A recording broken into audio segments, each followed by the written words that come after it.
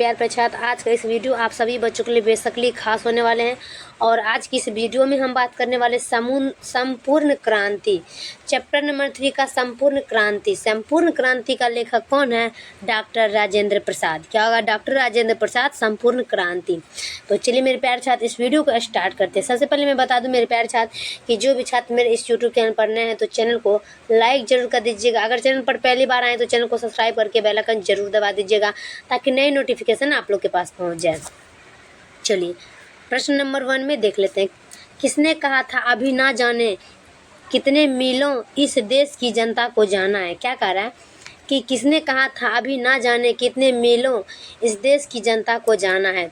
एक का देख लेना है कि जवाहरलाल नेहरू ने कहा था कि अभी ना जाने कितने मीलों इस देश को जाना है। यह किसने कहा था? जवाहरलाल नेहरू ने। Option number C. चलिए दूसरा में, किस अस्पताल में दिनकर का निधन हुआ था? किस अस्पताल में दिनकर का निधन हुआ था? सभी छात्र देख लीजिएगा कि किस अस्पताल में दिनकर का निधन हुआ था। काफ़ी वीवीआई प्रश्न है कि किस अस्पताल में दिनकर का निधन हुआ था। क्या होगा? Willingdon nursing home. Willingdon nursing home. Option number D लगाएंगे, विलिंगडन नर्सिंग होम। चलिए अगला देख लेते हैं हम 3 का कि जयप्रकाश नारायण को किसका दलाल कहा गया है?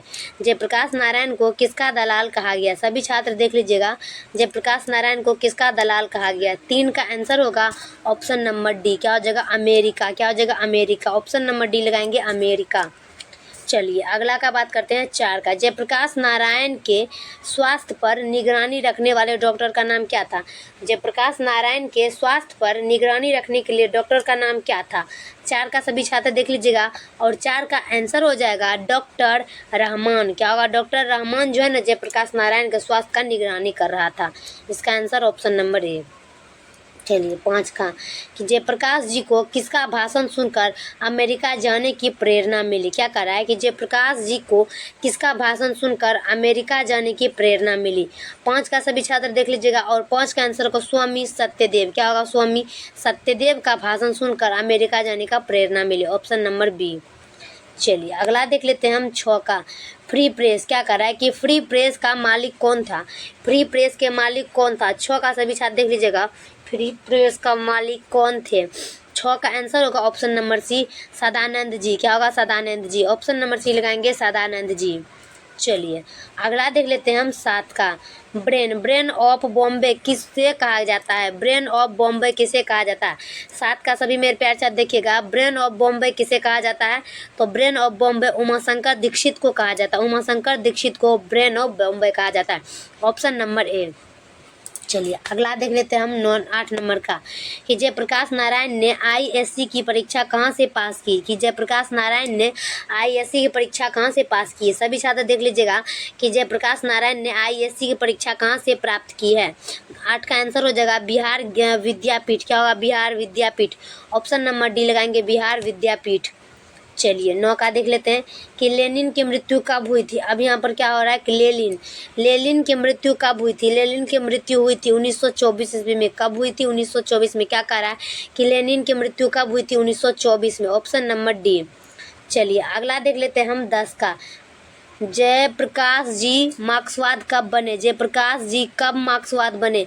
सभी छात्र देख लीजिएगा, जयप्रकाश जी कब मार्क्सवाद बने? 10 का आंसर हो जाएगा 1924 में। क्या होगा? 1924 में। प्रश्न क्या कहता है कि जयप्रकाश जी मार्क्सवाद कब बने? 1924 में। Option number D. चलिए अगला देख लेते हैं 11 का। फणीश्वर नाथ रेणु की पुस्तक क्या है? फणीश्वर नाथ रेणु की पुस्तक क्या है? सभी छात्र देख लीजिएगा, फणीश्वर नाथ रेणु की पुस्तक क्या है? 11 का आंसर हो जाएगा मेला आंचल। क्या होगा? मेला आंचल। ऑप्शन नंबर डी लगाएंगे, मेला आंचल। चलिए अगला देख लेंगे हम 12 का। 12 में क्या कहता है कि 1974 में बिहार प्रदेश के मुख्यमंत्री कौन थे? 1974 में बिहार प्रदेश के मुख्यमंत्री कौन थे? सभी छात्र देख लीजिएगा कि 1974 में बिहार के मुख्य प्रधानमंत्री कौन थे? मुख्यमंत्री कौन थे? 12 का आंसर हो जाएगा अब्दुल गफूर। क्या होगा? अब्दुल गफूर। कि 1974 में बिहार प्रदेश के मुख्यमंत्री कौन थे? Abdul Ghafoor. Option number B लगाएंगे, अब्दुल गफूर। चलिए अगला देखेंगे 13 का, किसे लोक नायकों के नाम से जाना जाता है, किसे लोक नायकों के नाम से जाना जाता है। सभी छात्र देख लीजिएगा कि किसे लोक नायकों के नाम से जाना जाता है। 13 का आंसर हो जाएगा option number B, Jayaprakash Narayan को, जयप्रकाश नारायण को। ऑप्शन नंबर बी लगाएंगे जयप्रकाश नारायण को। चलिए अगला देख लेते हैं हम 14 नंबर का, कि जयप्रकाश नारायण का जन्म कब हुआ था, जयप्रकाश नारायण का जन्म कब हुआ था। 14 का देख लेंगे, जयप्रकाश नारायण का जन्म हुआ था 11 अक्टूबर 1902 को। 11 अक्टूबर 1902 को क्या कह रहा है कि जयप्रकाश नारायण का जन्म कब हुआ था, 11 अक्टूबर 1902 को। चलिए अगला देखेंगे 15 का, कि जयप्रकाश नारायण की पत्नी का नाम क्या था, जयप्रकाश नारायण की पत्नी का नाम क्या था। तो जयप्रकाश नारायण की पत्नी का नाम था प्रभावती देवी। क्या होगा, प्रभावती देवी। ऑप्शन नंबर सी लगाएंगे Prabhavati Devi.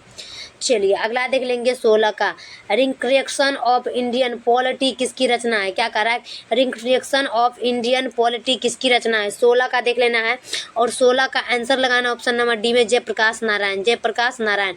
Option number D लगाएंगे जयप्रकाश नारायण।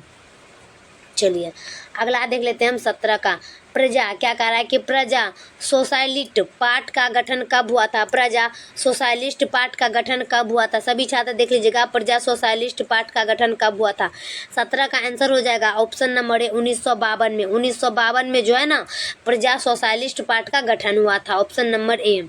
चलिए 18 का, जयप्रकाश नारायण को भारत रत्न की उपाधि कब दी थी, जयप्रकाश नारायण को भारत रत्न की उपाधि कब दी गई। 18 का सभी छात्र देखिएगा कि जयप्रकाश नारायण को भारत रत्न की उपाधि कब दी गई।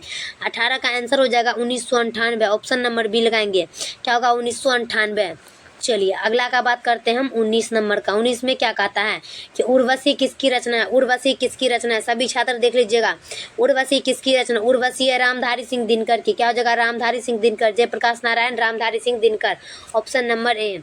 चलिए अगला देख लेते हैं हम 20 का, माटी की मूर्त किसकी रचना है, माटी की मूर्त किसकी रचना है। सभी छात्र देखिएगा माटी की मूर्त की रचना हो जाएगा रामवृक्ष बोनीपुरी। क्या होगा, रामवृक्ष बोनीपुरी। माटी की मूर्त किसकी रचना है, Ramvriksh Benipuri. Option number B. चलिए 21 का, दिनकर जी किस लिए प्रसिद्ध है, दिनकर जी किस लिए प्रसिद्ध है। इस बात को चर्चित करिए कि दिनकर जी किस लिए प्रसिद्ध है, साहित्यिक रचना के लिए। दिनकर जी ने साहित्य रचना के लिए प्रसिद्ध होते हैं। क्या कह रहा है कि दिनकर जी किस लिए प्रसिद्ध है, तो साहित्यिक रचना के लिए दिनकर जी प्रसिद्ध है। Option number A. चलिए अगला देखेंगे 22 में, जयप्रकाश नारायण को भारत की जनता किस नाम से याद करती है, कि जयप्रकाश नारायण को भारत की जनता किस नाम से याद करती है। 22 का आंसर हो जाएगा लोकनायक। क्या होगा, लोकनायक। ऑप्शन नंबर सी लगाएंगे लोकनायक। चलिए अगला देख लेते हैं हम 23 का, जयप्रकाश नारायण ने संपूर्ण क्रांति वाला ऐतिहासिक भाषण कहाँ से और कब दिया था। क्या कह रहा है कि जयप्रकाश नारायण ने संपूर्ण क्रांति वाला ऐतिहासिक भाषण कहाँ और कब दिया था। 23 का सभी मेरे प्यारे छात्र देख लीजिएगा और 23 का आंसर हो जाएगा ऑप्शन नंबर डी, पटना में 5 जून 1974 को। पटना में 5 जून 1974 को। इसका आंसर होगा ऑप्शन नंबर डी। चलिए अगला का बात करेंगे हम 24 का, कि जयप्रकाश नारायण के बचपन का नाम क्या था। जयप्रकाश नारायण के बचपन का नाम क्या था, बाउन। क्या हो जाएगा, जयप्रकाश नारायण के बचपन का नाम था बाउन। इस प्रश्न को याद रखिए, जयप्रकाश नारायण के बचपन का नाम था बाउन। चलिए 25 का, जयप्रकाश नारायण ने किस साल छात्र आंदोलन का नेतृत्व किया।